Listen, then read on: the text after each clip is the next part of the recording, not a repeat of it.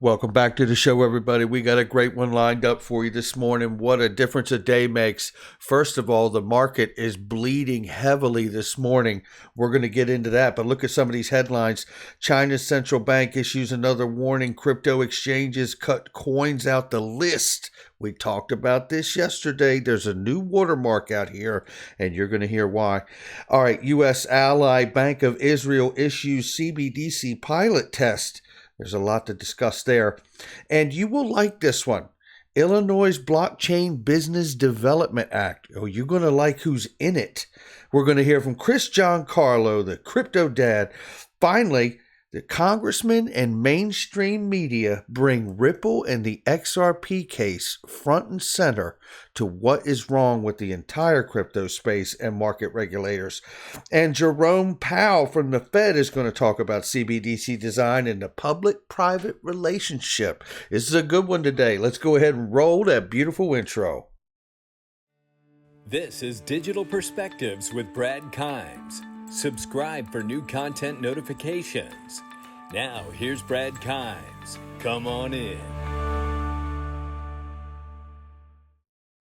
Welcome back to the show, everybody. You can follow me on Twitter at BackupBradleyAbove at the top of the screen and everything that we're talking about here today. Make sure you follow us on Twitter as well as on YouTube. Hit the like and subscribe, and follow us on Facebook at Digital Perspectives News on there as well. We just started that page. It's going to be really great. All right, getting to it. It's $1.2 trillion for the cryptocurrency market cap. Things are falling like a manhole cover from the sky. I want to tell you that my next video that I make is going to go over a good 2 handfuls of tokens that I'm looking at right now and buying these dips. This is not financial advice, but I'm just showing you what I'm interested in. And we're going to go over that as well as XRP. A lot of these things are off by 20 and 30, 40% at this point. And I think that's a real great time to go ahead and pick up a bag of whatever you're interested in. So, all right, looking right now, we see to that point, Bitcoin is at 31,795. People thought 32 is the bottom. We've gone below. Let's see what happens from here. Ethereum now well under 2,000 at 1,893. And we're looking at Cardano now at 112, almost back under $1. XRP at the number 6 spot, courtesy of the dereliction of duty by the SEC and intimidation tactics, and hopefully an investigation, because there may even be corruption involved as well from the SEC, former chairman and others. We will see. I just hope we get the investigation to be able to clear the water there. So, okay, 59 cents is where we are this morning, ladies and gentlemen. And as soon as I get done here, I'm going to tell you right now, I've already loaded the money and got it on Uphold. Turn it into XRP. It's happening. And then I'm going to go to another exchange because it's hit my limit. And then I'm going to go to another exchange and I'm going to buy some more today, because I've been waiting for a moment like this. And this is what I do. I like a lion in the bush. You got to be very still. And when these moments come, I strike. And that's what I'm doing today. Off by 32.65% on the 7-day. I'm looking to put those gains in my pocket when this market turns around. Let's go ahead and take a look at the range right now. And we're at 58 cents, and we're looking at the range of 56 cents on the bottom and 71 cents on the top. Hell of a price drop overnight here we've seen, right? So we'll keep an eye on this. We could roll over as low into the 45-cent range, right? That's where the next support level is, I believe my memory serves me right. Let's go ahead and get into this, because if you're worried about taxes, it's been a huge conversation in some areas, but if you're worried about taxes, crypto IRA is the best one. It's the best gold, silver crypto IRA on the planet. And you know what? It's so good, they've got $1.5 billion in custody with Coinbase. So you know your investment's really safe. So it's great stuff. Check them out. Link in the description. Michael Val 5 Link says here that China's central bank has ordered Ant Group and 4 state-owned banks to step up their clampdown on cryptocurrencies as Beijing intensifies its efforts to eradicate transactions involving Bitcoin and other digital currencies. This is one of the reasons that the market is bleeding heavily. Now, this is a funny one because Michael Valfile said, well, of course you did. The United States investment management firm VanEck has filed for a new Bitcoin futures mutual fund with the Securities Exchange Commission. We will see what happens to that. Up until now, the Securities Exchange Commission has been just absolutely stuffing everyone at the basket who comes for an ETF or any kind of product that they want on top of crypto, especially Bitcoin at this point. Hopefully, at some point, I would like to see that happen because I think a product like that could help calm some of the volatility in the Bitcoin market.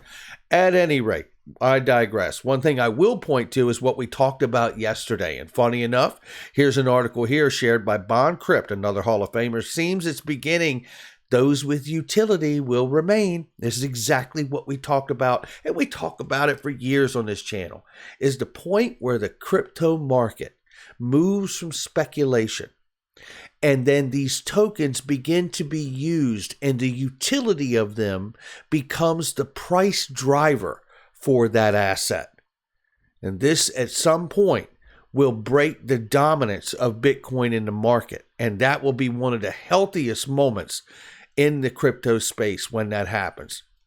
Not because I want something bad to happen to Bitcoin per se, but just because when utility becomes your price driver, then you're not affected by the other tokens' dominance in the market, which is what we see now because everything is speculative, right? So, and the other part to this before we go on here is that the reason they're shedding these tokens and looking for ones with utility is because these cryptocurrency exchanges are really looking to make relationships with banks. Now, this article is specific to exchanges in Korea, but believe me, this is going to be the tone at it. Look, this emerging market is going to have several waves of maturation that we go through. And this is one of them. And it's already starting to happen with the exchanges in Korea looking to satisfy the banks that they want to make relationships with because they don't have a bunch of junk on their listings. Right? That's what we're talking about here. Eventually, a lot of these cryptocurrency platforms, I believe, will go away. I think they will get, bought up, acquisition, or what have you, partnered, merged, however you'd like to say it. They're going to get bought up by the banks because the banks aren't going to let this go on forever. And speaking of that, Bank of Israel, U.S. ally, has reportedly issued a central bank digital currency through a pilot test of digital shekel. Now, this is exciting to me because we know that the U.S. seems very far behind. And look, I mean, when it comes to the conversation in Congress, I get it. It's far behind. And we're about to show you something in a few minutes that even highlights that fact. But however, the reality here is that this is a big deal, I believe, because this is a very, very close ally to the U.S. And if they're moving to this degree in their country, I believe we're going to see more and more of this idea in the U.S. of the public-private relationship. And this is how you can actually go from the back of the line to the front of the line very, very quickly. We're going to talk about that more in just 1 second here. Wrath of Conman, if you're not following him, I would. Illinois' Blockchain Business Development Act resulted in a year-end report by the government, which included a section about Ripple for remittance and SWIFT. How about that? Nebraska, Wyoming, Texas, Miami, right? Or I should say Florida. But, but the reality is there's many, many countries. There's many, many states that are really appealing with the legislation to bring these companies and these startups here.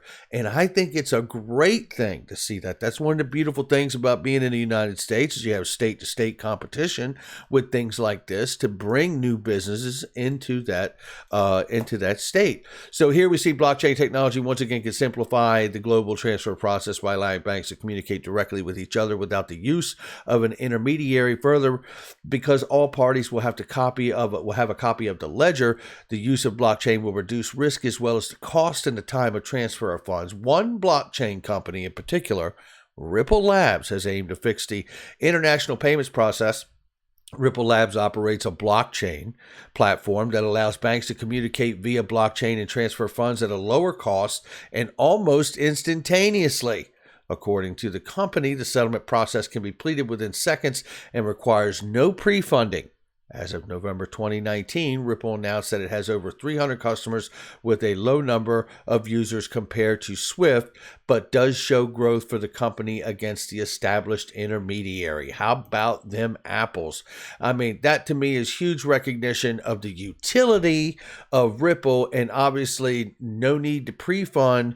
It really points to the use and settlement of XRP. That's the whole point of using the asset. Now, bringing it back and opening the scope here, right? Going more of across the country and getting a federal level view, Giancarlo U.S. risks becoming backwater without central bank digital currency. And this is something he has been on the forefront about.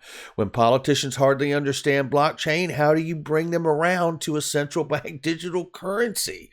Giancarlo might have some answers, and we take a look at this really quickly here for you.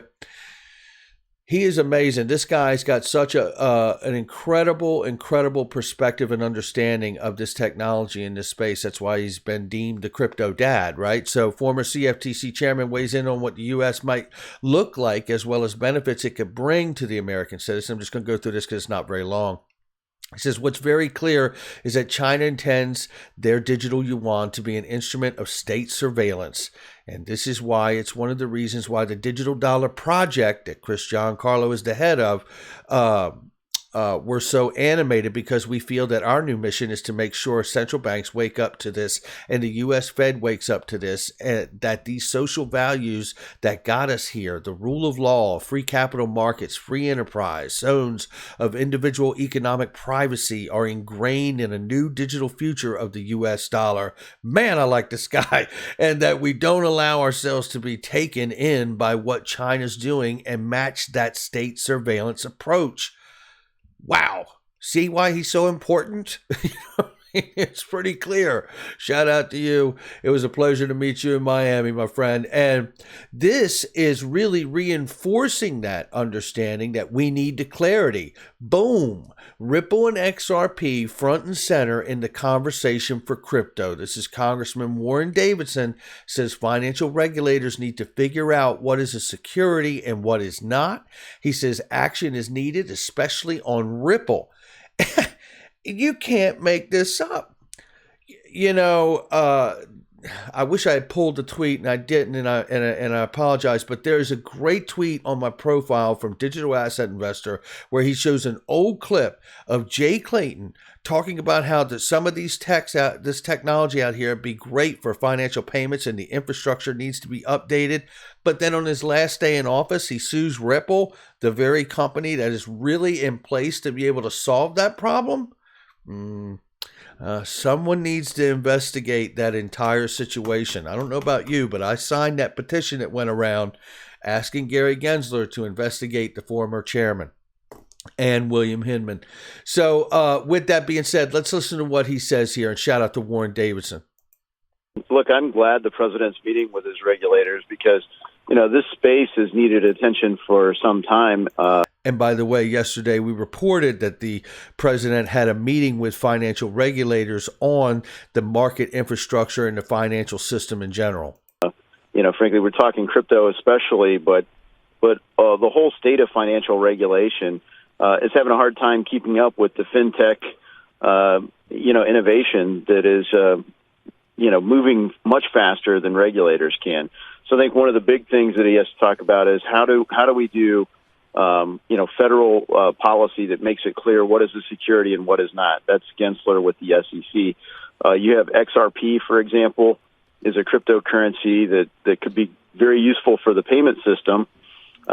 Tell the truth. He just talked about very useful for the payment system. He didn't say just Ripple. That man said XRP, which could be very useful for the payment system. Come on, Ian. But Ripple, how separate and distinct is that as an entity? And if they exercise a lot of control over it, it might look a lot like security, but there truly is a firewall there. And by the way, and what he's talking about there is what happens to the escrow. Who remains the steward of the escrow? He's leaning into that conversation, right? Might look like it's not a security, and we've tried for a long time to get a bright line test there to make it so it's less subjective for regulators.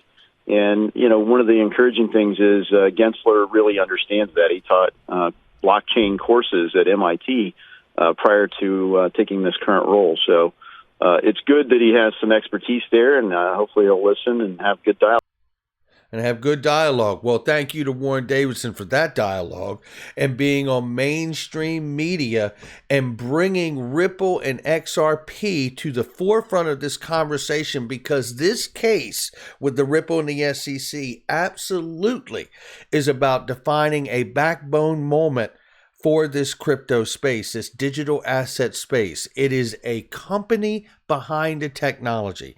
So they have to define legally that you got to define legally, whether it's through this case or further congressional action and some kind of legislation. Companies can have stocks, and they can also build a tech and release a tech that has a native token to it that creates value through the daily volumes that move through that protocol. And that's what we're talking about here, establishing the difference of those things, because obviously the SEC looks at it as a fundraise no matter what, right? That's been the problem here. All right. So, and the fact that they see the OTC sales as unregistered securities, which may very well be, but that's a fine, and we move on.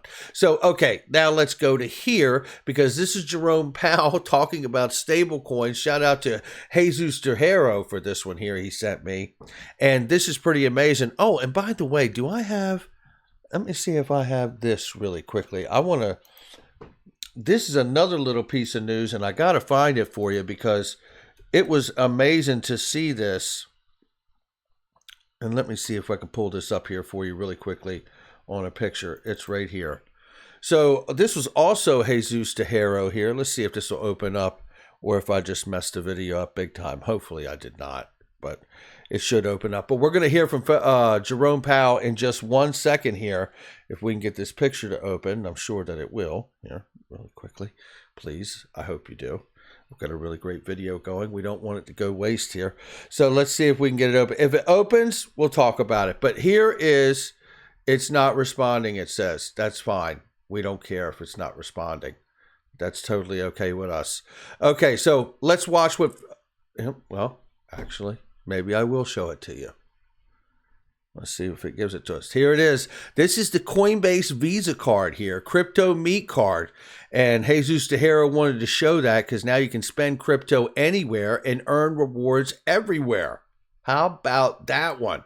Now, let's go ahead and get this in real quick here from Jerome Powell talking about stablecoins and the public-private relationship. And think about what we just heard from Senator Warren Davidson as well, right? About the payment system, about how XRP can be good for that payment system, which leans into the public-private relationship you're about to hear him talk about. Recently, the rise of distributed ledger technology, which offers a new approach to recording ownership of assets, has allowed for the creation of a range of new financial products and services, including cryptocurrencies. To date, cryptocurrencies have not served as a convenient way to make payments, given, among other factors, their swings in value. Nonetheless, coins tied to the value of the dollar or another currency, known as stablecoins, have emerged as a new way to make payments. These stablecoins aim to use new technologies in a way that has the potential to enhance payments efficiency, speed up settlement flows, and reduce end-user costs. But they may also carry potential risks to those users and to the broader financial system. For example, although the value of a stablecoin may be tied to the value of a dollar, these coins may not come with the same protections as traditional means of payment, such as physical currency or the deposits in your bank account. Therefore, as stablecoins' use increases, so must our attention to the appropriate regulatory and oversight framework. This includes paying attention to private sector payments innovators who are currently not within the traditional regulatory arrangements Did you hear that? applied to banks, investment firms, and other financial intermediaries. Attention to the appropriate regulatory and oversight framework. Listen. This includes paying attention to private sector payments innovators who are currently not within the traditional regulatory arrangements applied to banks, investment firms, and other financial intermediaries. And that, ladies and gentlemen, at my house is Warren Davidson talking about XRP for payments. That is what I'm hearing. Now, is that speculative on my part? You better believe it is. But I don't think I'm out on a thin limb at all. Technological advances also offer new possibilities to central banks, including the Fed. In particular, technology now enables the development and issuance of central bank digital currencies, or CBDCs. What's interesting is that Ripple is piloting a private ledger for central banks to launch their central bank digital currencies. Anyone seeing some parallels here? A CBDC is a new type of central bank liability issued in digital form. We know, Jerome. Let's get the job done. And then here we move to this piece of news right here that I want to share with you, which is Link2 is having their global investment conference today. It is right here. It is 8 p.m. to 6 p.m. Pacific time. And it is going to have a bunch of who's who from this blockchain crypto space in it. You would be wise if you have the time to join that conference and be a part of it. You're going to see JP Terriot from Uphold and many, many others there. It's going to be a great hang, everybody. So make sure you tune into that and check it out. And by the way, don't forget, Link2's got Kraken back on the board and Carbon's back up too. They're doing everything from Lambos to shoes.